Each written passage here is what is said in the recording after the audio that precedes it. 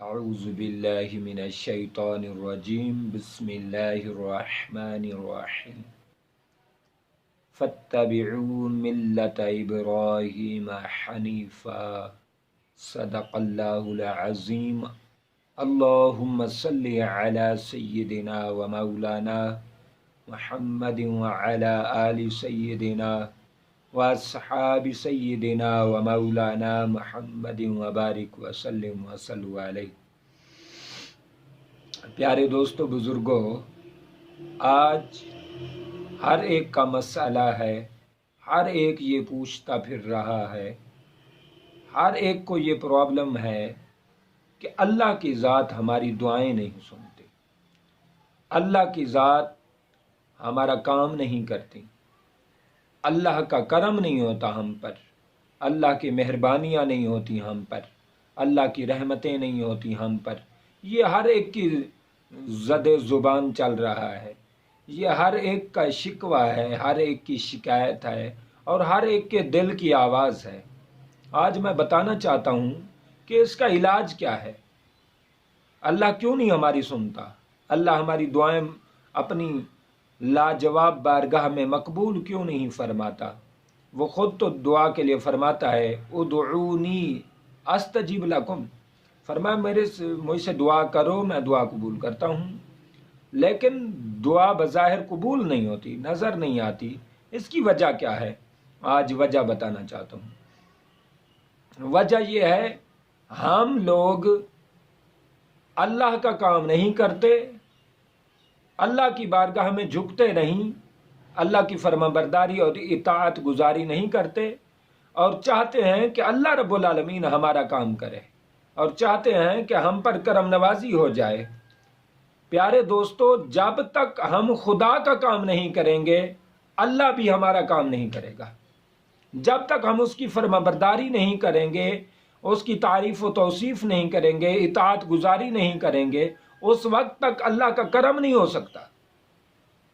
ہم کہتے ہیں ہم کچھ نہ کریں، اللہ سب کچھ کر دے، یہ نہیں ہو سکتا۔ لیس للانسان الا ما سعی، فرمایا انسان کے لیے وہی ہے جو انسان کوشش کرے گا، انسان تگ و دو کرے گا، انسان عمل کرے گا، پریکٹیکل کرے گا، انسان میری اطاعت کرے گا۔ اس لیے اللہ نے فرمایا میری اطاعت کرو، میرے رسول کی اطاعت کرو، میں تمہارے گناہ بخش دوں گا، میں تم پر نظر عنایت کروں گا۔ حضرت ابراہیم علیہ السلام کو دیکھیں، حضرت ابراہیم علیہ السلام، اللہ رب العالمین نے فرمایا ابراہیم، جی میرے رب ذوالجلال، فرمایا ابراہیم 99 سال تک تجھے اولاد نہیں دیتا۔ ابراہیم نے عرض کی مالک تیری مرضی ہے، تیری عطا ہے، تیری کرم نوازی ہے، تیری مہربانی ہے، جیسے تو راضی میں راضی۔ اللہ نے فرمایا ابراہیم اب میں اولاد دینے لگا ہوں۔ حضرت اسماعیل اللہ نے عطا فرمایا۔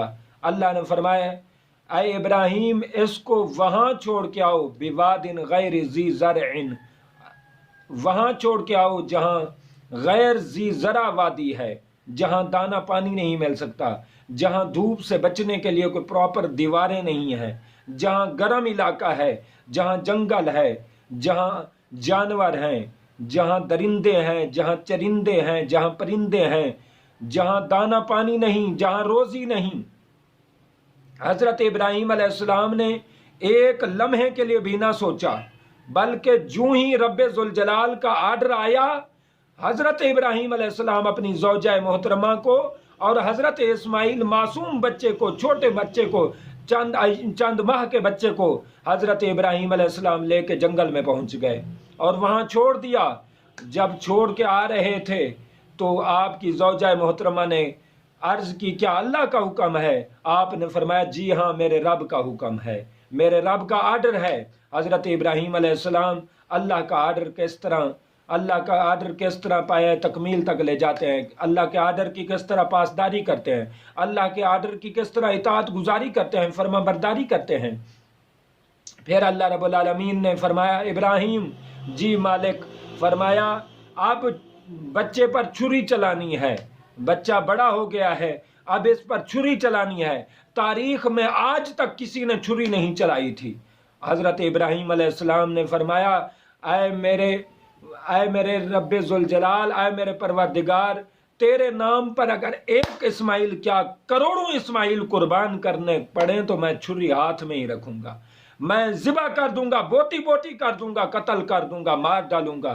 تیری محبت میں سب کچھ کر سکتا ہوں میرے اللہ، تیرا حکم تو ہو، میں ہر شے کرنے کو تیار ہوں۔ اللہ رب العالمین نے فرمایا ابراہیم، جی مالک، فرمایا آگ میں جانا ہے، جی مالک، حسبنا اللہ و نعم الوکیل، اللہ کی حسبنا اللہ و نعم الوکیل پڑھتے ہوئے حضرت ابراہیم علیہ السلام آگ میں کود گئے۔ حضرت ابراہیم علیہ السلام کی آزمائش ہوئی، جبریل علیہ السلام آئے اور رب ذوالجلال کا نام لیا، اور رب ذوالجلال کا نام لیا۔ آپ کے پاس ہزاروں بکریاں تھیں، آپ نے ہزاروں کی ہزاروں جبریل کو دے دیں، اور فرمایا ایک دفعہ اگر اس یار کا نام دوبارہ سنائے گا، میں ان بکریوں کو چرانے کے لیے اپنے آپ کو بھی سپرد کر دوں گا۔ تو دیکھیں اطاعت گزاری، حضرت ابراہیم علیہ السلام اللہ کی محبت میں ڈوب گئے تھے، اللہ کی محبت میں غرق ہو گئے تھے، اللہ کی محبت جان فضا بن چکی تھی، اللہ کی محبت اپنے دل میں راسخ کر چکے تھے، اللہ کی یاد میں فنا ہو گئے تھے، اللہ کی محبت میں غرق ہو گئے تھے، مست ہو گئے تھے، اللہ کی محبت میں پرکیف تھے، اللہ کی محبت میں وارفتہ ہو گئے تھے، حتیٰ کہ شیطان کو کنکریاں ماریں۔ شیطان ایک طرف شیطان تھا، ایک طرف رحمان، شیطان کو کنکریاں ماری، مالک کے حضور حاضر ہو گئے، چھری چلا دی اور فرمانے لگے، عرض کرنے لگے، اِنَّ صَلَاتِي وَنُسُكِي وَمَحْيَايَ وَمَمَاتِي لِلَّهِ رَبِّ الْعَالَمِينَ۔ مالک و مولا، میرے بچے بھی تیرے لیے ہیں، میرے بچوں کی قربانی بھی تیرے لیے ہے، اللہ میری نماز بھی تیرے لیے ہے، میرا حج بھی تیرے لیے ہے، میرے کعبہ بیت اللہ بنانا بھی تیرے لیے ہے، اللہ میری زندگی بھی تیرے لیے ہے، موت بھی تیرے لیے ہے، اللہ میں خود ابراہیم تیرے لیے ہوں، میری ذات تیرے لیے ہے، میری اولاد تیرے لیے ہے، میری ازواج تیرے لیے ہے، اللہ میرا سب کچھ تیرے لیے ہے۔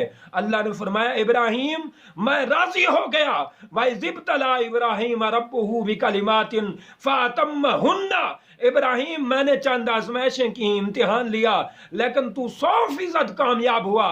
ابراہیم اب تو کہتا ہے اِنَّ صَلَاتِي وَنُسُكِي وَمَحْيَايَ وَمَمَاتِي لِلَّهِ رَبِّ الْعَالَمِينَ، ابراہیم تو کہتا ہے میری زندگی، میری موت، میرا سب کچھ، جینا مرنا تیرے لیے ہے، میری ذات تیرے لیے ہے۔ ابراہیم اب تو بھی سن لے، اگر تو میرے لیے ہے میں تیرے لیے ہوں، اگر تیرا سب کچھ میرے لیے ہے تو میرا سب کچھ تیرے لیے ہے۔ ابراہیم تو میرا بن گیا، میں تیرا بن گیا۔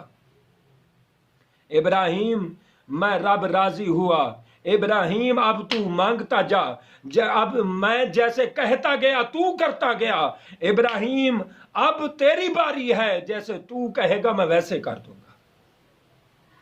اللہ نے حضرت ابراہیم علیہ السلام نے عرض کی، مالک و مولا میں یہ چاہتا ہوں کہ یہ کعبہ بیت اللہ قیامت تک رہے، میری دیوار قیامت تک یہ نشانی رہے۔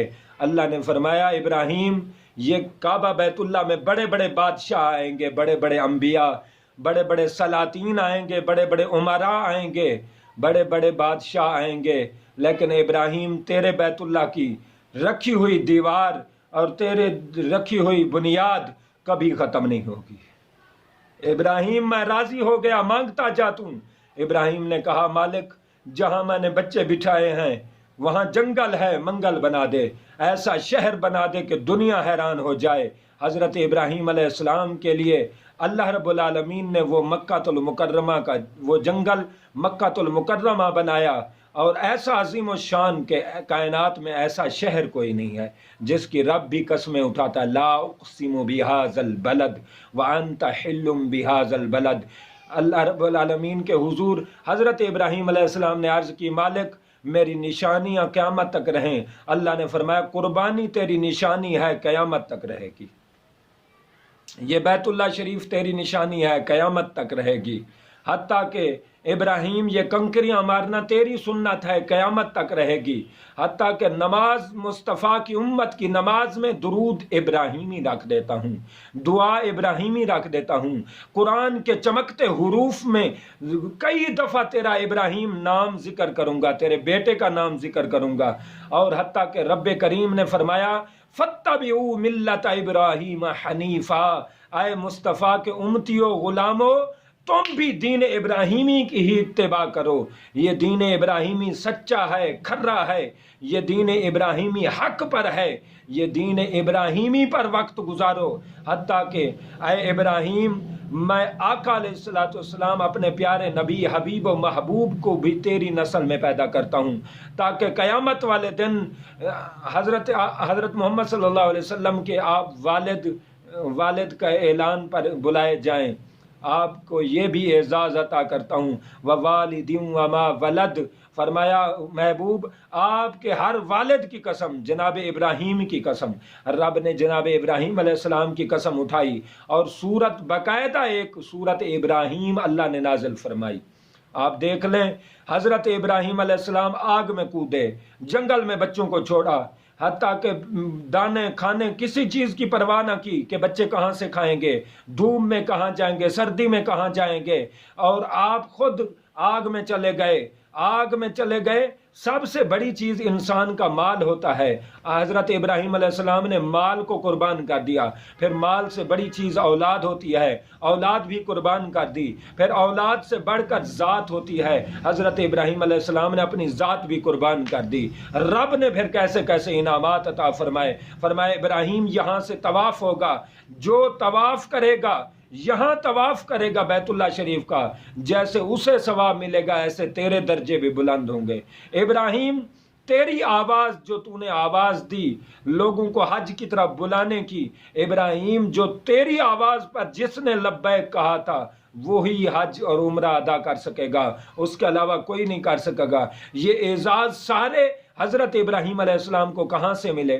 یہ اعزاز سارے اللہ کی فرمانبرداری میں ملے، اللہ کی اطاعت گزاری میں ملے۔